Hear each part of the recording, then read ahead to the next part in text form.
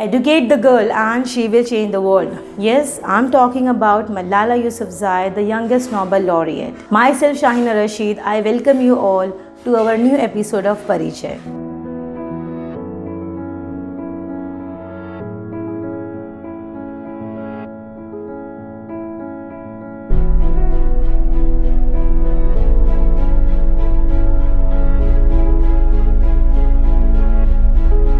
Malala Yousafzai. Malala means the happiest girl. She was born on 12th July 1997 in Mingora, Pakistan. Her father, Ziauddin Yousafzai, and her mother named Torpika Yousafzai. Her father was an educational activist. Along with that, he also ran a chain of school known as Kushal Public School. At very early age, her father sensed that Malala was having something special. Malala wanted to become a doctor, but her father inspired her to become a political leader so that she can clean the political system and she can clear the path of many other aspiring doctors.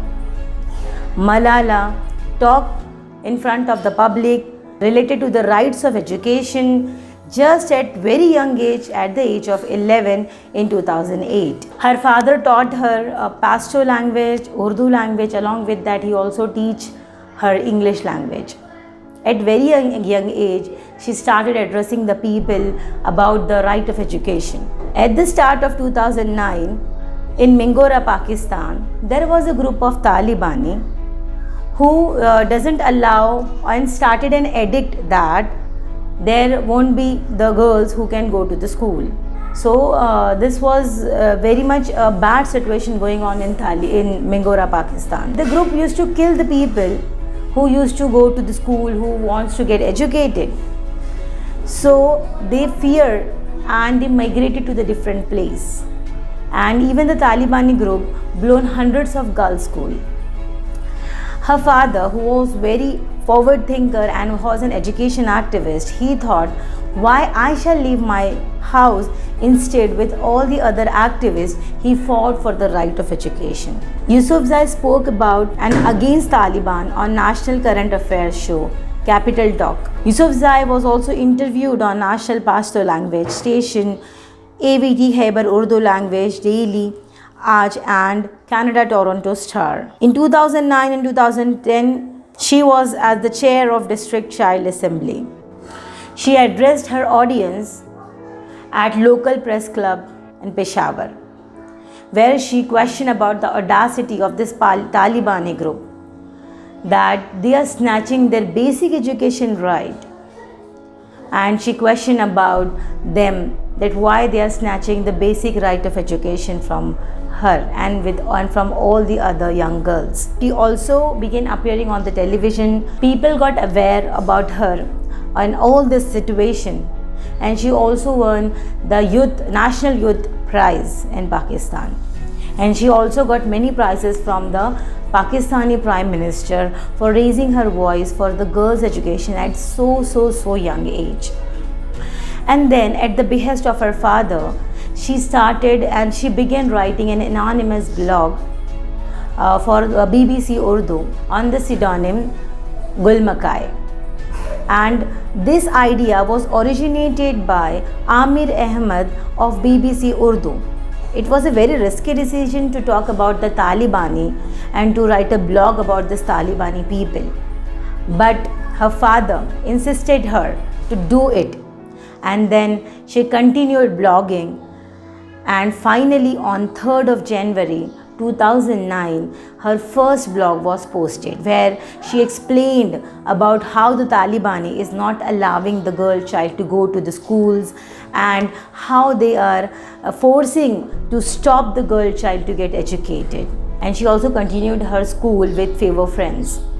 And she ended her blog in the month of March 2009. Meanwhile, she was already very much famous and very much known by the various news channel and various people. And with this, the Talibani was totally got agitated.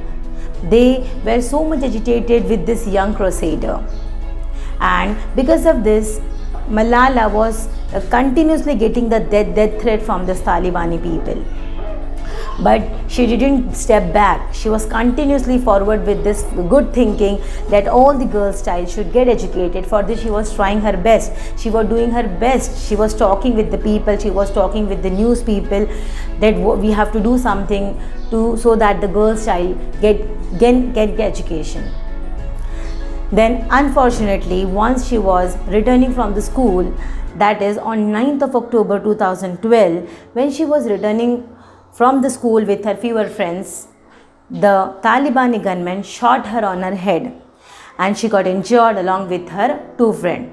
In this duration, the Pakistani government gave her full support and the best treatment, and then later she was transferred to England, Birmingham, and where she was in coma for a few days and she got operated, and then she finally and fortunately she got recovered and she resumed her study in England in Girls College, Birmingham. This miraculous survival and a raised voice against this Talibani people led an outpouring support from all the corners of the world. There was a sound of justice for Malala, for this brave girl who fought for this education, who fought for this girls' education. So there was an outpouring support from all the corners of the world. And finally, she spoke in the United Nations Assembly on her 16th birthday. The UN dubbed this day as Malala Day. And on the same year, her autobiography, I Am Malala, was published. Then she also spoke in Harvard University. Further, she also spoke in London Summit. She was bestowed with Sitara-e-Siyayat, a bravery award from Pakistani government. And she further also received a Global Clinton Award by the Clinton Foundation. Along with this, she also received the Canadian citizenship. And the biggest award she received was in 2014, the Nobel Peace Prize Award, along with the Indian activist Kaila Satyarthi for the right for the girls' education. And with this, she became the youngest Nobel laureate. I feel so proud to talk about this little brave young girl. I wish that each and every girl child in our world will get educated, and I hope that the girls can spread their wings and do something better in our life. And I would like to sum up this with a short and beautiful word that a single investment a society can do is educating the girl child. Thank you so much for watching.